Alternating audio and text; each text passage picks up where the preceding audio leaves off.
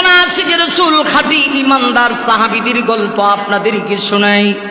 ও দোস্ত, মেরাজের কথা শুনলা কিন্তু নামাজ পড়লা না। আল্লাহর কসম, এটা নবীর কাছে জান্নাতে যাওয়ার ব্যবস্থা হবে না, নবীর পাশে থেকে জান্নাতে যাওয়ার ব্যবস্থা হবে না। আর যদি মেরাজের শিক্ষা নবীজি মেরাজ থেকে নামাজে আস, এই নামাজের গুরুত্ব যদি তুমি দিতে পারো, তোমার সম্মান তোমার ইজ্জত বেড়ে যাবে। আমার নবীজির হাদিসে আসছে, আল্লাহ নবীজির একজন সাহাবী ছিল, চোখের পানি ছেড়ে দিতে হবে, একটু খেয়াল করেন।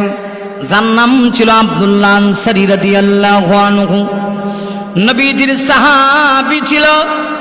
আল্লাহ নবীজি মসজিদে নববীতে যখন নামাজ পড়াতেন, নামাজের টাইম আসলে পরে আব্দুল্লাহ আনসারী একদম নামাজের সময় আসতেন।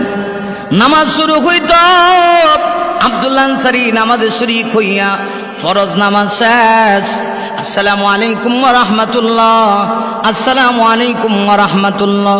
নবীজি সালাম ফিরাইতে দেরি হইত, আব্দুল্লাহ আনসারী নামাজ শেষ করে বাড়িতে দৌড়াইতে দেরি হইত না। আরেকদিন নবীজির সাহাবীরা আল্লাহ